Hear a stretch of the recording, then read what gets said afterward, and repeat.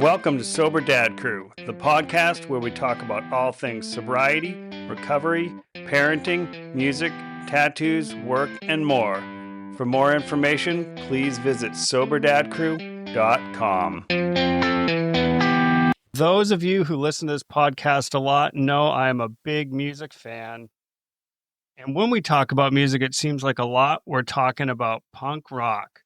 So I'm super stoked today to have Bryan Lee from the Jackknives on. They have an amazing new album out, Into the Night, so we're definitely going to talk about that. And we're going to talk about sobriety, and he's also a chef, so there's all kinds of stuff to talk about tonight. Bryan, welcome to Sober Dad Crew. Well, yeah, thanks for having me, Steven. Super stoked you hit up Simon from Jackknives. He's our singer, and he forwarded me this invitation. So it's a true honor to be part of this, to be recognized as one, a musician, but also a sober musician. So I'm super stoked. You know, and I didn't know anyone in the band was sober. I'm just a fan, and I knew that the new album was out. So I also, I try and just promote stuff that I'm a fan of on this podcast. And then Simon was like, "Oh, Bryan's 2 years sober, so you guys should connect." Yeah. So let's jump right into that. So musician, chef, definitely two areas of the world, definitely known for, being like pirate ships a little bit and living on the edge. So, Totally. kind of how did you, were you a punk kid and did you kind of rebel and start drinking when you were young, or what's that journey look like? Well, I guess just to start, so my sober date is January 9th, 2023. So I had just a little over 2 years and a couple months. But in terms of, yeah, and my drug of choice being alcohol, and I did smoke pot for quite a while as well once I got into like the reggae scene out here in Southern California. And I actually do play in another reggae band as well. Aside from the Jackknife, yeah, drinking for me, it it actually started kind of young. I'll never forget my first experience with alcohol was actually literally when I was 5 years old, and I uh, I was I went to a small private school, a Christian private school where they would practice the communion, and we'd go to the chapel services. I think it was like once a week or something like that, or a couple times a week, and then basically I'll never forget it. When I was in kindergarten, I had no idea what was going on when we went to this chapel service and what even communion was. And I just remember sitting in those pews and everybody kind of going up to the altar to, get their blessing and drink from the chalice and get the little cracker. And so I just kind of followed along. I really had no idea what was going on. I do remember that, but I'll never forget when I accepted the the drink from the cup. This priestess, she just kind of tilted it pretty far back, and I just took it down. And I'll never forget. I just felt really sick. I felt really sick after that. I remember this kid sitting next to me. He's like, "Whoa, man! Like your face is green. You don't look so good."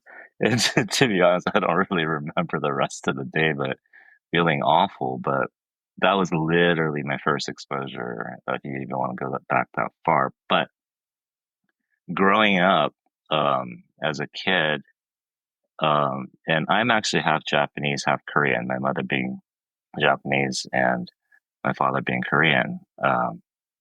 And the drinking culture in Asian culture is definitely different than as over here in the States.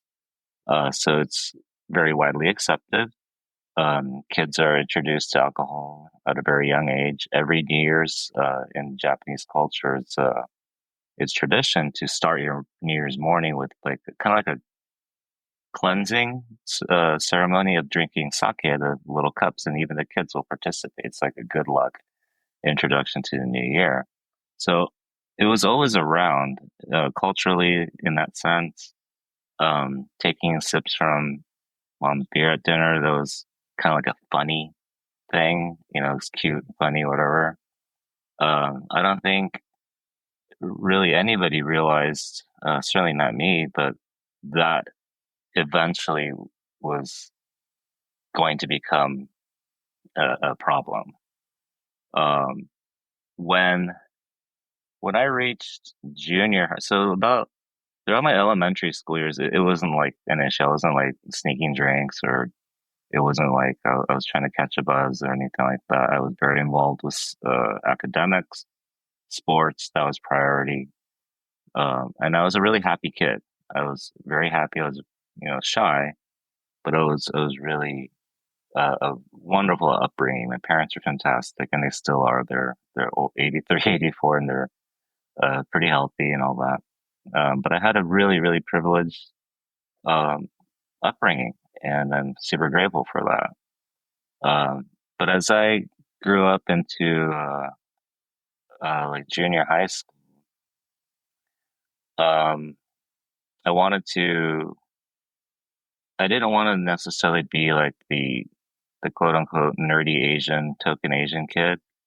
I mean, I was a really, really good student. I was pushed pretty hard, and a really good athlete too. But I didn't want to be really labeled as like a nerdy Asian kid. Um, that said, rock and roll enters my life, and I also come from a very musical family. My older sister by now 4 or by 4 years, 5 years, 4.5, whatever. She is actually a classically trained pianist, uh, phenomenal musician, my hero, my best friend. She is so supportive of what I do, and we back each other up. And but the cool thing about my sister, and this is just one of the many things, but being classically trained and all that, she kind of behind the scenes was super into like gothic music, heavy metal, I think some punk rock too, but this is like 80s style, like gothic, like The Cure, Susie and the Banshees, Bauhaus, that like That's the my high legit, school age too. So right? I Yeah. feel it. I was there. and I just thought that was like the coolest thing. So I kind of got into a little bit of like The Cure and stuff at a young age, and this is in junior high school. But I'll never forget one day I was coming through her cassette tapes as we had them back in the day. And I stumbled on a Metallica um, single. It was the Metallica One single from the song One, from the record or full length album Injustice for All. It was this little cassette with just, I think it was two songs, one, and on the Yeah, other the side cassette was, single. yeah, it was Yeah, what a awesome. It was, thing. and I just saw the artwork on it, right, and had this really like creepy skull with like mummified, and it just looked so cool. And it was by that artist. I think it's pronounced Pusshead. Did all those classic Metallica skull logos, and I just fell in love with that logo. And I was like, oh my god, what is this? And I remember I popped it into my Panasonic hand-me-down ghetto blaster and fell in love with it. I was like, oh my gosh, like this is definitely something that mom wouldn't let me listen to, and I fell in love with it. Just all the heavy guitars, intense lyrics, kind of like the dark vibe too, and it felt something like almost like forbidden, and that was very attractive. And it certainly wasn't something uh, like a stereotypical, I guess, for lack of a better phrase, like nerdy kid would listen to, or like a jock or whatever. So I was just like, oh man, I'm in, and that once I heard that, that's what I was just like, man, I want to learn how to play guitar. Um, Granted, even prior to that, my dad had taught me a couple chords on acoustic guitar. He used to play a lot of folk music growing up, like John Denver and Bob Dylan, and as he calls it, like the golden oldies stuff, which I still absolutely love. So he actually taught me my first song, which was La Bamba by the Richie Valens version. So once I learned those couple chords, I'd fiddle around, but I never really got seriously into it until I heard that Metallica cassette, and I was like, wow, I wanna pick up the guitar. Um, and I had taken piano lessons too, kind of following my sister's footsteps, but I just didn't enjoy it. Again, I was really good at it, but that was all like, like mom pushing it, trying to follow sister's footsteps in it a little bit. But I'd go to like piano competitions and win, and but I just didn't enjoy the music that I was playing. Yeah, you gotta love it. I mean, like as a parent, I have a 13-year-old. She's really intense into soccer, and we just keep saying to her, like, if you decide you don't want to do this anymore, like it's cool. Like, Yeah, but she plays with people who, the parents are like, you're going D1, you're going D1. This is your right. I'm like, you're 13. Like, you don't know what you yeah, want to do. You're 13. Just go have fun. yeah. That's awesome. I do have a couple friends who are parents, and they really are encouraging to their kids when they find something that they really enjoy, and they say it. If you're not having fun, stop. It's like, don't want to force something. Where for me, there were things that were forced, like taking piano lessons. You got to practice, and I think maybe that had a good portion of why I lost interest. Um, and granted, I was learning classical music, and I just didn't appreciate at that time at a young age. And which now I absolutely love all kinds of music, classical being one of them. Um, but yeah, so what happened was in junior high school, I did save up some allowance money to buy my first electric guitar, basically to try to become the next Kirk Hammett, and and I was, yeah, good luck, right? But I remember I would always save my allowance money to either buy the now CDs at that time, all the Metallica records, and then I would spend money at Tower Records to buy guitar tablature music. So I had like a collection of all the Metallica all the albums of the guitar tablature, and that's how I kind of self-taught myself how to play the instrument. Walter trying to tackle Kirk Hammett lead Right. guitars. So I set the bar kind of high, and then and I still love that music. But what happened at one point was it was when I bought that Injustice for All guitar book. I was going through all these books have promo photos, right, of the band and band members, and I remember seeing the drummer of Metallica, Lars Ulrich, and he had the Misfits Fiend Club T-shirt on, like the original Misfits Fiend Club, which is a little bit different than today's print. But I was just like, whoa, like that smiling skull, like something like spoke to me that through that. It's like, what the heck is, what are the Misfits? What the heck is this? And I just loved that logo again. Very attracted by the artwork. And then lo and behold, my sister had the Misfits Walk Among Us cassette tape in her cassette collection. I was like, oh my God, this has got to be that band. And then I popped it in again to my Panasonic hand-me-down Ghetto Blaster. And as soon as that first song came in, I think it's 20 Eyes or something like that. It must be 20 Eyes or one of those songs. But as soon as I hit press play, I didn't stop it. I just let it run through and flipped it over and listened to it in entirety. And I was like, one, it was so attractive to my ears because it was that kind of dark, romantic vibe, super fast, um, and really simple.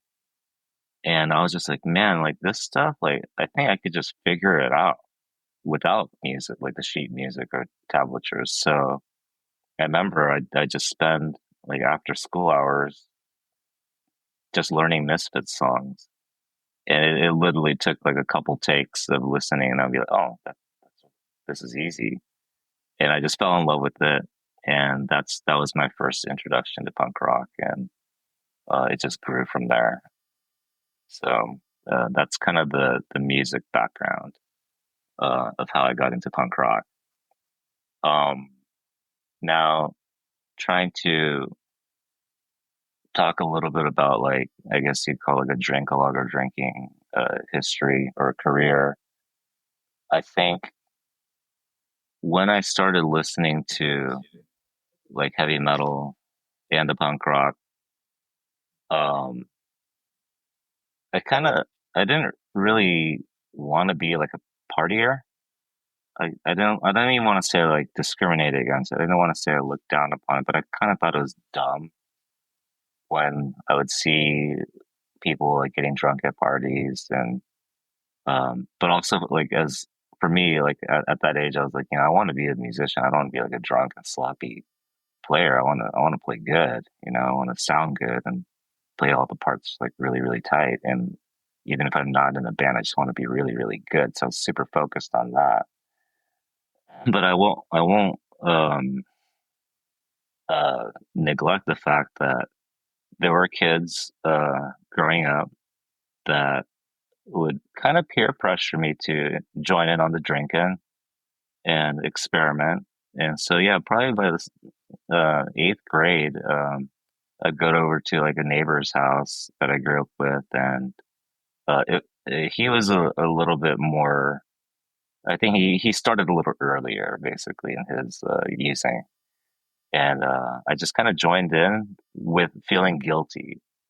Um, because I do remember there was a point in my life where I never promised my parents like out loud or said to them, but to myself, I used to say, I am never gonna do pot. I'm never gonna do drugs. I'm never gonna, drink behind mom and dad's back because it'd be like disrespectful. And that was like a reason. Or I won't forget when I would get kind of backed into a corner with peer pressure.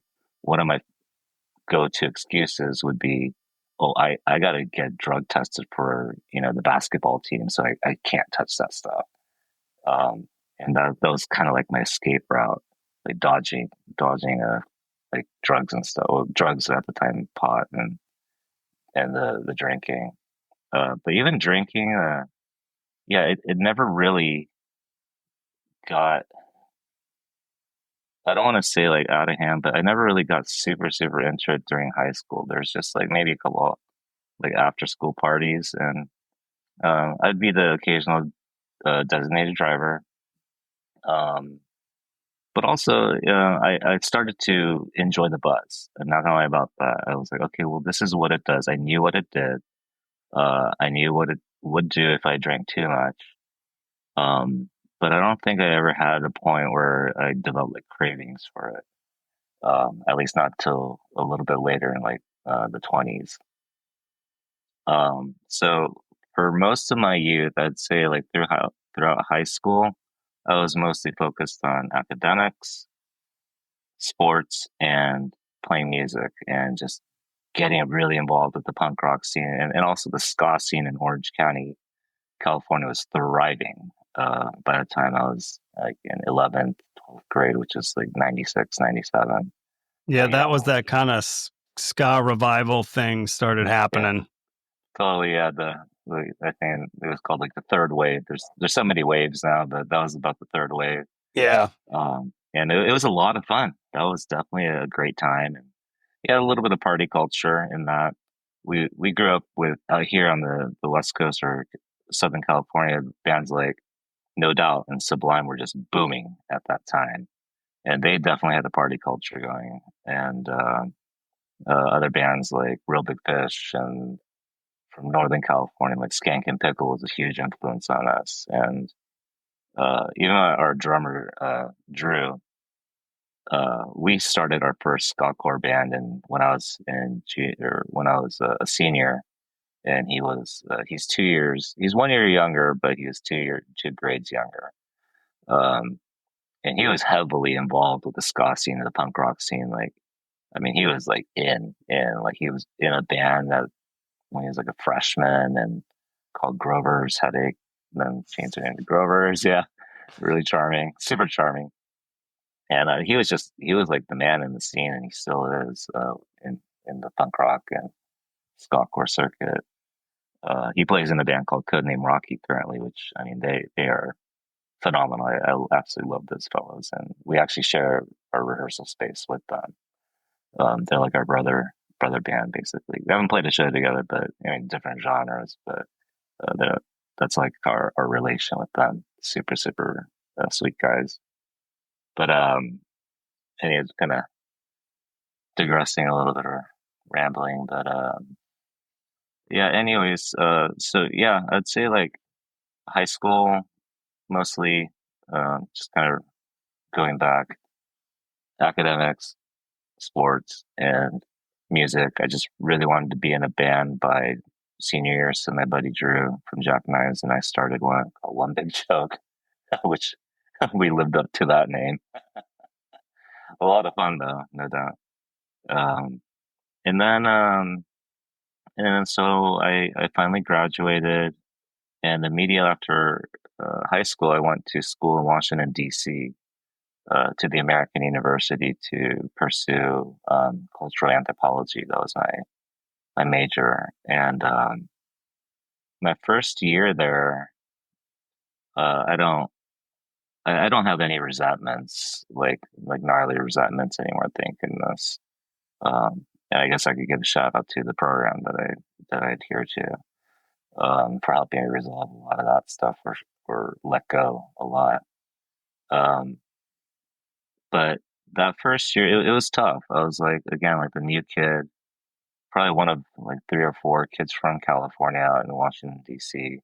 I didn't even hang out with those other kids, and I was just kind of, I felt pretty isolated. My first year roommate, it was a difficult situation for me, at least. I did have a very good friend out there, a few good friends actually. What am I saying? A couple people that I still keep in touch with, but there's one fellow, um, two fellows who were roommates, and I used to go over to their dorm like all the time just to kind of get some relief from my own roommate and my buddy. His name's Arya, and I should give a shout out to Arya and Jay. Arya was a musician as well and still is. He produced a lot of music, but I used to go to his spot all the time to play his bass guitar. He had his bass with him, so I used to always go there and spend some time jamming on his instrument and other people's instruments, because my parents didn't let me take my guitar out with me to school. Got I to was a focus on the studies. Oh, totally. Yeah. So that's basically what it was. My dad's like, well, it's going to be a distraction, blah, blah, blah. It's like, okay, fair enough. But in my mind, I was like, I'm going to go find the musicians out there and, you know, do whatever it takes essentially to get my hands on something and keep it up. And that's what I did. I was found a way to have the instrument in my hand, borrowed and asked, and made friends with the other musicians there. And there was another fellow who would become my second year roommate, who listened to punk rock. He was a New Jersey fellow named Troy, and he loved, his favorite bands were like the Bouncing Souls and Rancid, and he even liked West Coast bands too. Like he was super into like Blink, um, and like I think like I introduced him to a couple Orange County bands, and it was really cool hanging out with them because we used to always just hang out and listen to punk rock, our CD collections, and that gave me some comfort uh, towards, I guess, my first year, towards the end of the first year, then becoming roommates with them the next year, which I only spent another semester out there, so I was basically in DC for a year and a half. Uh, my second year, I spent the entire time just skateboarding around the quad and going to punk rock shows and bars, really. But I remember actually the my first year there, that's when drinking started to really take shape, I guess, for lack of a better phrase. It started happening in a sense of more partying. It's an easy way to fit in. Going to clubs that I don't even like going to clubs, but I would go. That's where everyone was there. You know, that's where it was at. That's where you would meet people and make friends. And man, those, for me at the time, like I thought those East Coast kids were like tougher, more experienced in party culture, older. I mean, I went out to school there when I was 17 years old, and I just had just turned 18 out there. So I just felt, um, yeah, just really, really young and inexperienced because they're they're all party people pretty much to some degree, at least the people that I started hanging out with. And but they none of them really seemed to have like a problem. Everyone seemed to have their studies done on time. They would all be going to classes, um, while still, enjoying their weekends and having a good time. Me though, I started to I okay, so rewind. When I came back for Thanksgiving break my first year, it was on like top priority list of things to do for me was to get a fake ID. So that I accomplished while here in LA or Orange County. A couple of us went up to LA to one of those shady spots to get a fake ID. So I had a California fake ID with the whole hologram and everything. And boy, did that thing work. It really did work in Washington, D.C. Nobody could tell the difference. And so I became like the resource to score booze on the dorm floor. And man, did that boost my ego, boost my self esteem, so to speak. And I felt important. Right? I felt like, okay, at least like, I got this thing, I can make some friends, I'm like the go to guy. And I kind of became that. And boy, did that, it basically not only increased my drinking, um, but also my studies totally suffered. I missed classes constantly, to the point where I got the letter from the school saying, "Hey, if you don't start showing to class, you're going to get kicked out." So, um, and that's essentially what happened. Was my second year, I was only there for a semester because one, I was only skateboarding around the quad, going to bars because I had a fake ID, drinking constantly, not going to class. And I got the letter saying, "Okay, you're out. You flunked out of American University." And that was devastating. Not necessarily to me; it was more devastating to my folks. But for me, it was almost like, phew, I get to come back to Orange County so I could hang out with my punk rock family out here and, maybe just continue my studies out here in California, wherever. So, and that I tried to do that at UC Irvine, like a local community colleges out here in Orange County, but that never got accomplished either. By then, I had totally prioritized music and party culture, and that's what I was doing. Now, did it become a problem in the sense of was I dependent on alcohol yet? I don't think it was because there was definitely times where like, oh, you know what, I just don't feel like drinking this week. Okay, that's fine. I'm not even of the legal age yet. I probably shouldn't be drinking. Okay, no big deal. Introduction to pot. Hey, okay, I don't need an ID for this. I could just be a stoner for a while. And that's essentially what happened. I was like, I'm just not going to drink for a while. Then I'm just going to smoke pot. And that's what I did from, I'd say essentially age 18 to, 18 to 21 was I really just smoked pot and drinking just wasn't really my thing anymore. But I definitely think that, the whole party culture and drinking out in Washington, D.C., that was kind of like, I mean, everything prior to that was planting seeds towards becoming a full blown alcoholic. I just, of course, didn't realize it. Um, but then something did happen when I was 20 years old. Um, I got I got essentially kicked out of my house, or I decided just to bail out of my house. I was living with my folks, not going to school anymore, just kind of floating around, um, slanging pot.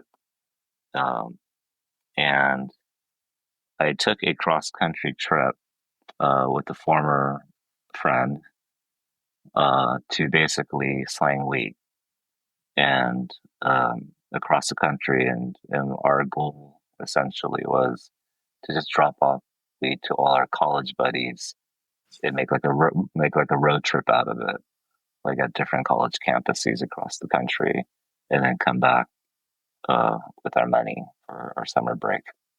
Uh, Super self centered, irresponsible, but we didn't know any better. I didn't know any better. I just thought it was going to be a fun time, which it certainly wasn't.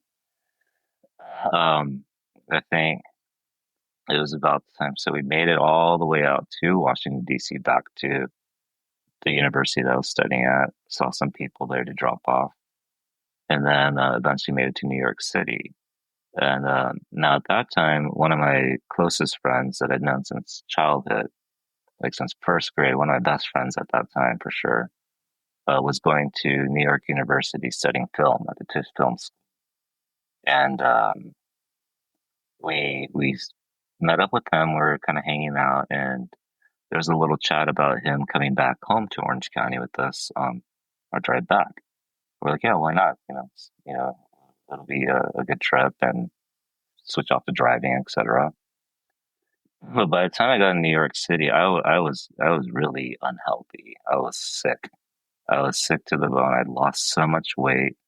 Um, I think it was due to a lot of stress from being a dealer, and I wasn't eating. Um, and it just happened at that time when we were in New York City. My older sister was graduating, and my mom had flown up to her graduation.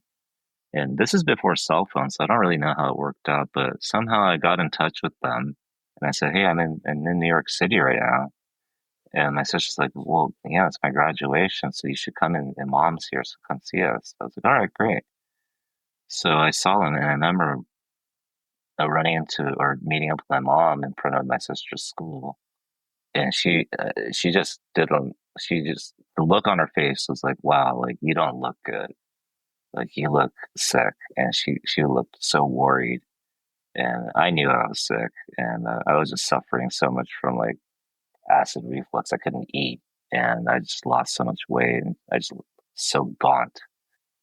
And she's like, we need to fly you back home. It was like to that point, she was so concerned. I was like, you know what? I think you're right. So I agreed. I was like, I'll fly back with you after the graduation and so forth. So I told my buddies, I was like, hey, I got to fly back home and maybe you guys could finish the road trip. They're like, okay, fine. So I flew back and I started getting some medical attention that I needed. And while during that time, my two friends were finishing out the road trip. And unfortunately, once they hit Wisconsin, they got in a fatal car accident. So my buddy, who I had grown up with since first grade, he was driving and with his window down, and they flipped the car like 5 times, and he got killed essentially. The thing that really shook me up was um, they they took him to the ER and had to put him on life support. And of course, once his folks got news of it, they flew out and they actually had to pull the plug. And when I heard that just like I mean, it was just like getting punched in the face and you can't do anything about it. And also getting the phone calls, those phone calls from my friend who told me about it. I mean, and I was just like, are they okay? He's like, well, no. And he would explain. I was just like, I just remember getting that phone call. It's just like, just the whole grieving process, right? The very first one is like disbelief. I mean, they could go in different stages, but it certainly was the shock, the disbelief, and I just felt numb. And I was like, what the hell just happened? And I mean, you Uh, were supposed to have been in that car too, so there's that yeah, whole like sort of survivor's guilt kind of thing. that is exactly the that that survivor's guilt was something that took, I'd say, about 20 years of living with, processing, coming to terms with, and finally, um, coming to the closure and forgiveness, self forgiveness of it, um, that I had to do, to yeah, kind of yeah, the self forgiveness and coming to the closure part took for me about 20 years. Now, um, when that accident happened, the first thing I turned to was alcohol. I didn't know any better or any other coping mechanisms, that's for sure. But for me, I used the booze to numb out. And the strange thing was, it it worked, but it also it worked for a moment. But then there was a period of time I was like, I probably shouldn't be doing this. And nobody told me to stop drinking, and nobody told me to say, hey, this will help out.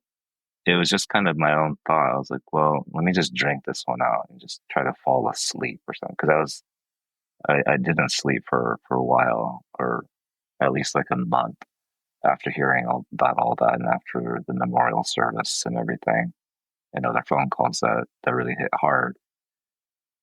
And so what happened that summer, um, my dad actually, he was like, you got to find something to do. And he had his office assistant find a music school in Hollywood for me to go to. He thought, well, maybe if you get in some sort of routine and a place to go to, like, it'll, help out with this thing. And I remember I just didn't, I wasn't thinking at all. I was just like doing. I was just like, okay, okay. Just still totally in shock. So I did find a place, a single spot in Hollywood. Probably not the best place to be in that state of mind. And I had just turned 21. Um, so I went there, and same thing as American University. I didn't go to class. I started drinking heavily. I was isolated in my one bedroom spot. Um, and I remember just so many days, almost every day, that I didn't go to class. Um, I just went to the liquor store because now I was 21. I'd buy a little bottle of Smirnoff vodka and Red Bull. That was a thing at the time. And I just drink and drive like up and down Sunset Boulevard, just all the way from Hollywood to West LA. And I would turn around and drive back, and just that's all I did. And then maybe stop to eat, and I'd get back to my spot, pass out, and same thing the next day. And then, so yeah, just stopped going to class. But I do remember I had all this course material from the music school. So I actually kind of studied at home and kind of self-taught myself some of the, like, just like basic theory and like some ear training and like scales and stuff. So I kind of felt like wasn't like putting it all to waste. Did a little bit of writing that never made it anywhere really, but I still had music, right? So I still had the music, but it just wasn't. I was just in such a wreck mode, um, and that's when drinking really became an issue. Was again got kicked out of that program, and then I finally got under the care of a primary therapist to help with the grieving process and the traumas, and that did quite a bit of help. And I've always been a fan of therapy and psychology. Actually, I changed my major to psychology. Never finished the degree, but I know it worked, and I know it still does. I actually still do have a primary therapist who's wonderful, and a sober coach who's been like a pillar in my sobriety today. But yeah, like that's essentially, and I certainly don't pin it on like an accident or a person of my drinking. That was just an event that happened, and what led me to make my choices into picking up the drink to cope. Yeah, and I think a lot of us have those events or, moments, and we kind of spin or go in one direction because it is grieving is terrible. It's hard, I mean, my oldest had a friend that died by suicide, and I remember telling him that. That's probably the hardest news I ever delivered. And there was, you could see some of this, like, why am I here? He's not here. Did I do enough? Why didn't I reach out? All those things. Um, it's heavy, and you do carry it with you. And if you don't have, we're not always born with the tools to know how to deal with those big events. We're just not, you know. I totally agree with that. I certainly had no idea what to do. Um, but what I know today is that things happen for a reason, or I believe that. And my mentality of the woulda, coulda, shouldas, or I really have to, even to this day, I have to work on it. But the woulda, coulda, shouldas, I have to let that mentality go. Like there wasn't anything I could have done. There's not something I knew about or to foresee any of that kind of stuff or the actual accident and tragedies. But what can I do now today to heal? Um, what can I do to share about my experience so other people out there who are faced with similar situations don't have to spend 20 years of their lives grieving? Maybe there's better solutions to that, or don't have to reach to substance and alcohol to go through a grieving process to prolong it or make it worse. Um, so for that, I'm grateful for sure, and for sure grateful to be still here. Um, do I miss my friend? Absolutely. Could it? Do I wish it hadn't happened? Absolutely. But it's just something that I am going to live with for the rest of my life. But how do I live with it now, as opposed to like 20 years ago or even um, 5 years ago? Yeah, learning acceptance, right? I mean, that's not something you had any control over. Even if you had been in that car, maybe you would have been driving. Who knows? You go Totally. down those rabbit holes. I could have been driving. I would have avoided the coulda, shoulda, wouldas. And I always say you don't get a do over, but you can get so lost in what could have been that you lose sight of, like, where you are, or like where you could go. Absolutely. Absolutely.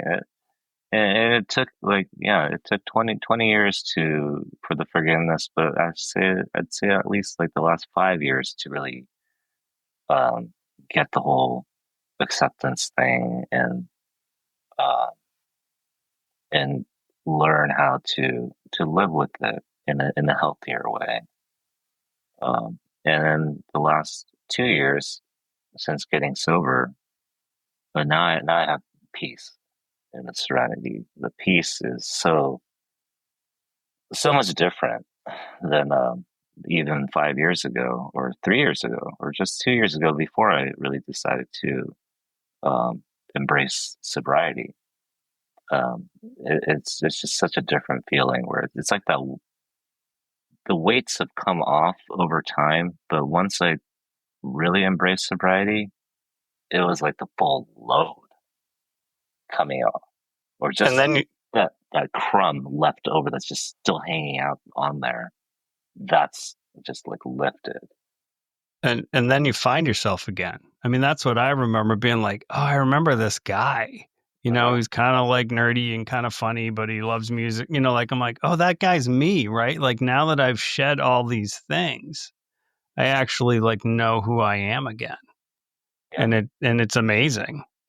it is absolutely amazing to have the clarity and yeah, to kind of like recognize yourself against like, there you are. Hey, hey, me. It's good to see Yeah. you I again. mean, it's a good feeling, you know. And then and you indicated before you do a program. Yeah, I go to AA meetings. I have a incredible sponsor. Um, and I work the program. For me, it's the one that works. I've done a couple other ones like Refuge Recovery, which is fantastic, I think. And I think whatever really works for the individual who's struggling works. Some people don't even need a program, and wow, that's pretty incredible. But for me, the AA program just works. I think it's because it's really simple, and I'm a pretty simple dude.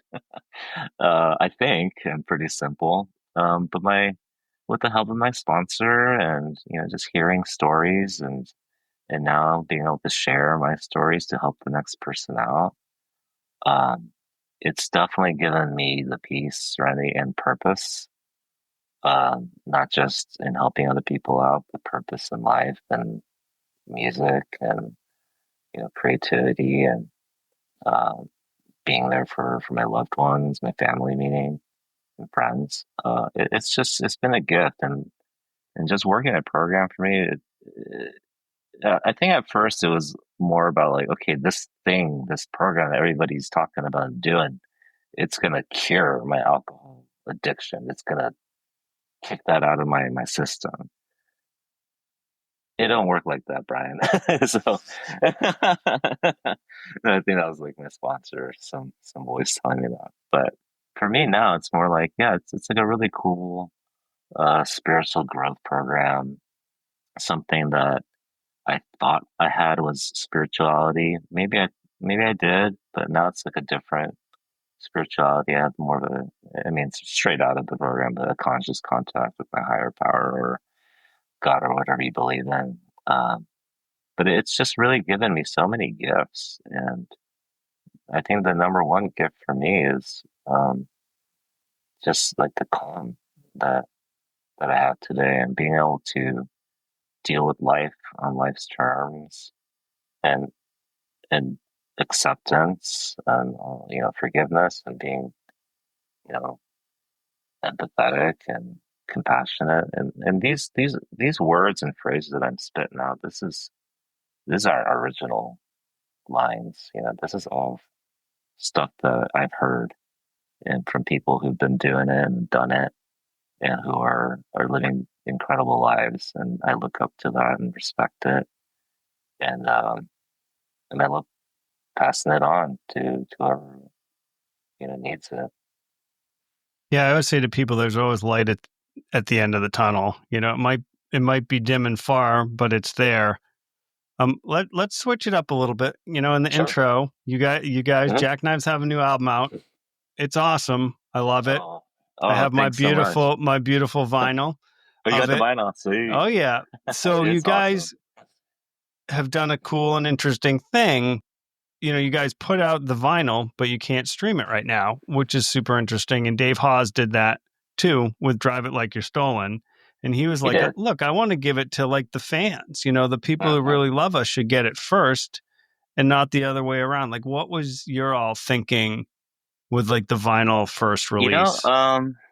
I I don't really have to be honest, I don't really have anything to do with like the release dates or anything, but yes, it actually was calculated in terms of release dates and the vinyl release. And that really is Simon and our management, Terry, his wife, who's, I mean, they are such a powerhouse and they really make this thing happen. I mean, everybody has their part in this band, and we all consider each other family, but they put in so much work behind the scenes, and everything they do is like to the T and very, very well calculated and planned. But I think it all stems from trying to be really authentic and really connect with the fans on that personal level. So yeah, just like the Dave House release, it was like, yeah, this vinyl, special limited edition is going out to the fans first, and the autographed copies and like the limited, coloring on the vinyl press, the actual vinyl. And in terms of the release of the digital, that won't come out for I don't know the exact date. I want to say early May, right before Bouncing Souls tour on the West Coast with H2O and the Adolescents, which we're all Nice. very, very, very, very excited about that tour. I mean, that talk about a blessing. I mean, and for me, it's like, whoa, okay, these legends Yeah, going like on the road. the bands that you loved when you were, a kid, and then you get to play with Mhm. them. And I think the music biz, it's tough now, right? Like you're not going to make a living from streaming royalties. That's just like No, nothing. And yeah, even vinyl set, like you got to tour, right? Or have other absolutely. jobs. I mean, I think there's this Yeah, myth.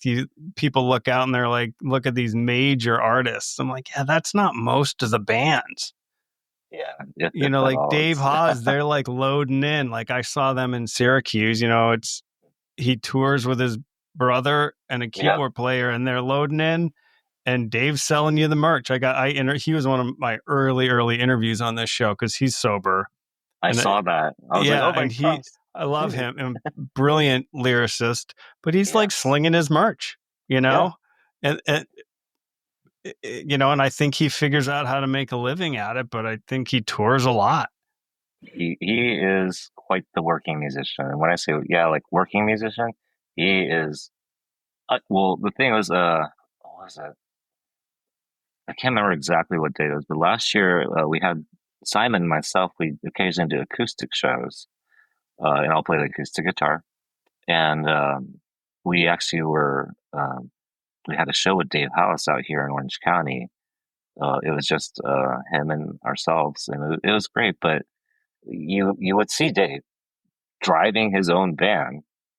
I imagine he was alone, like a kind of like one of those sprinter type vans with his Yep. gear, and just showing up with his guitars and his effects pedals and selling the merch, setting his own merch booth up. And I definitely know that because I bought a T-shirt from him, and I was just like, wow, dude, talk about like grassroots style, or like that's pretty punk rock. And very, I mean, he's such an inspiration to us, and I know for sure Simon.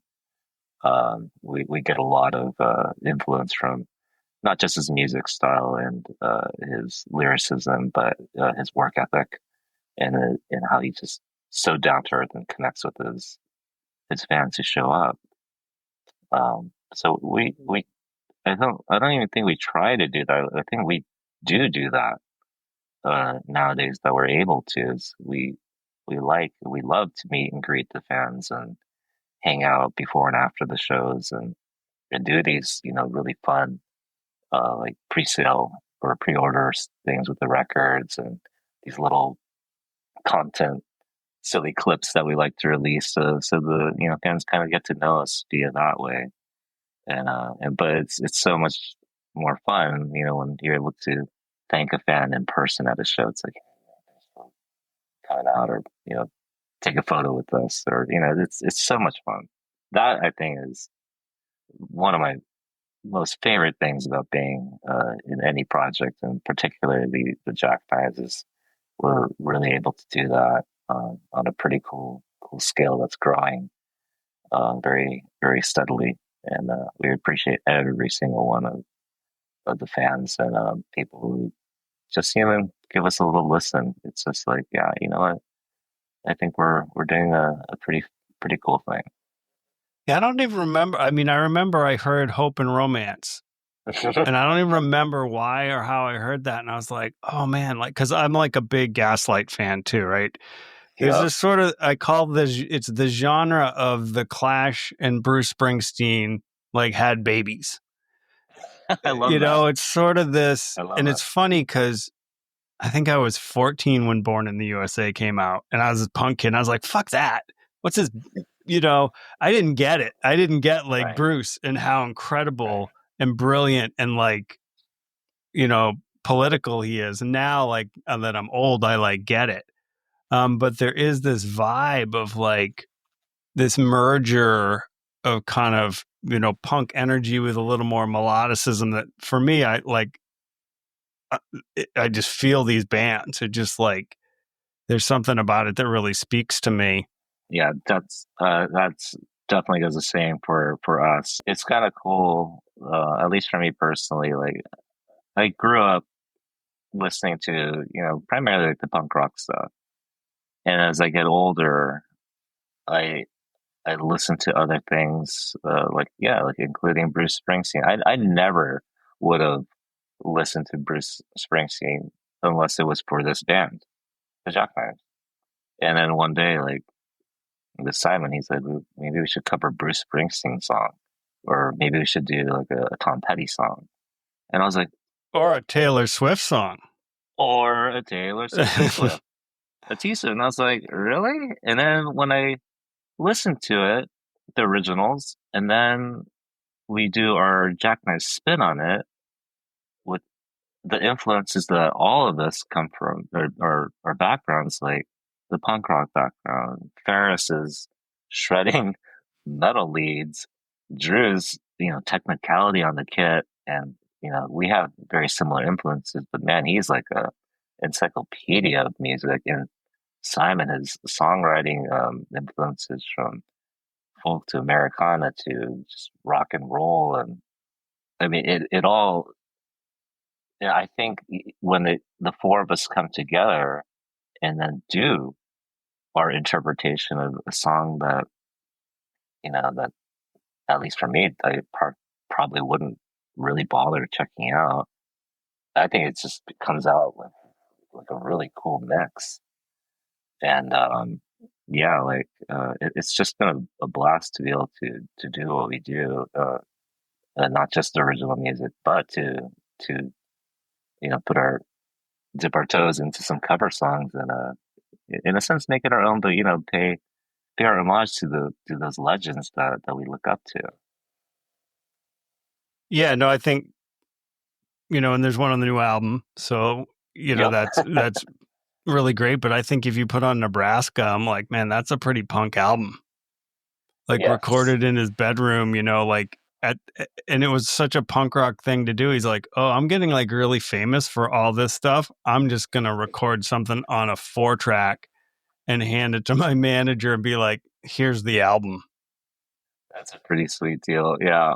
I mean, it's like his own, like, it's just like a punk rock attitude and mentality. It's just, it's I think it's kind of cool that the whole like punk rock idea or lifestyle or whatever, it's not just really the music. It could come in so many different forms. And that's what I like about it. It's just like, you could do it yourself. Or I think for me, like the whole punk rock thing is just like just being true to yourself, authentic, try to be real, and don't take shit.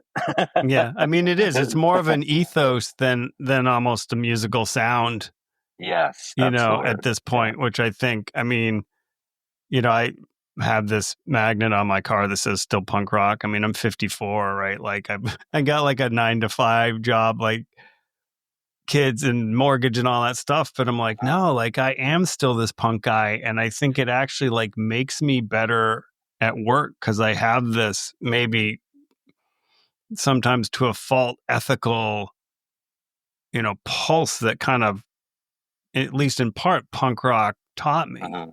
And it is Yeah. about sort of being authentic to yourself, but it's also about like giving a shit about other people and building community Yeah. and not just, you know, a Sex Pistols song, but like really it's about the community that I think surrounds the music and some of that stuff like the straight edge vibe of it, like that definitely had, community around it with Minor Threat and then Fugazi and Yeah. but it really is about community. And that's probably what helps keep, smaller bands like yours going is you just, Mhm. you have community, and then people are like, you got to check out these guys, you got to check these guys out, and then you grow.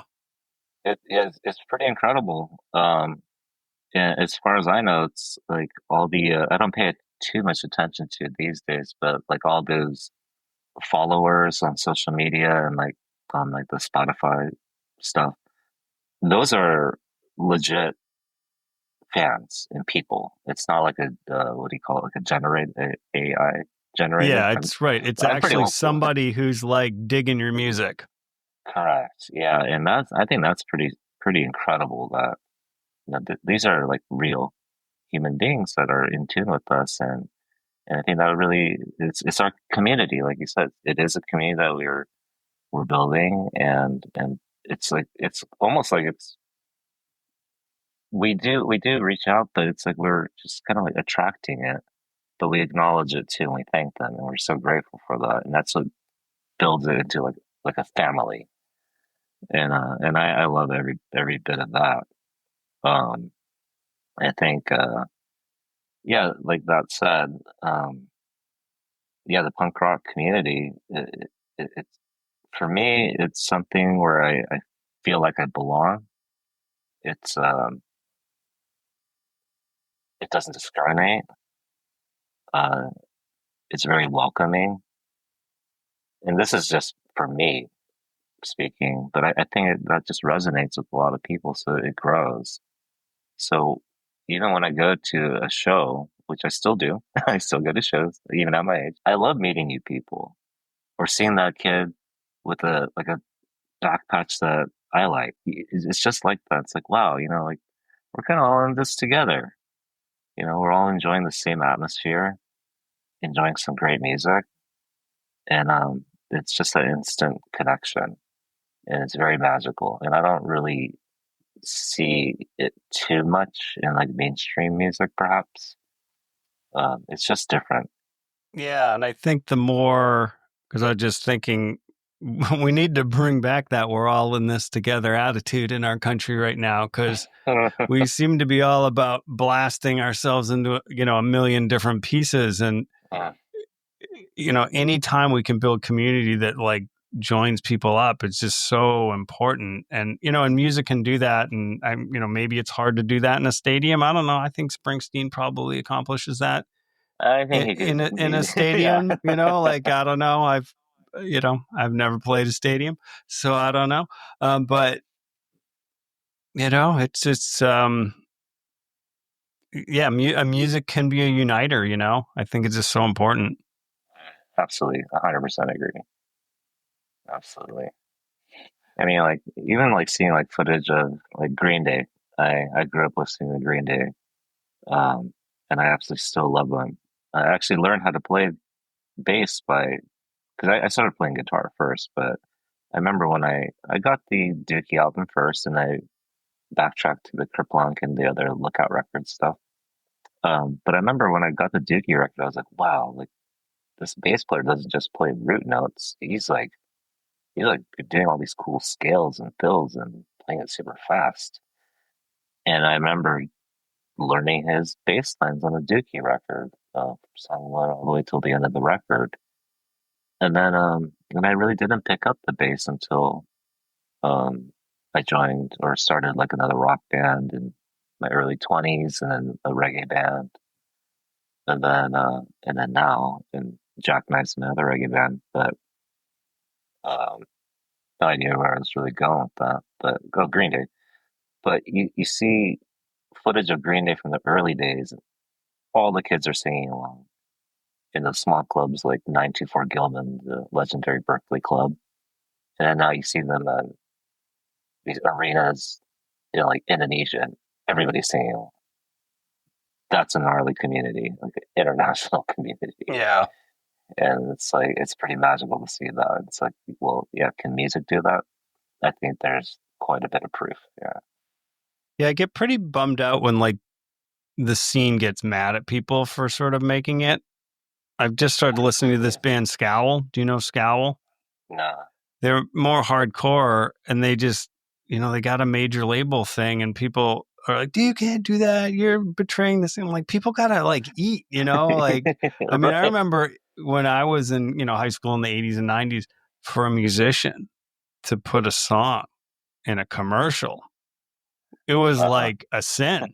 And Right. now like it's, licensing things in video games too. It's just a way to Yeah, help make a living. Like, do you want totally. people that you love to put music out? Then like, don't hate on them for Totally. like making business decisions.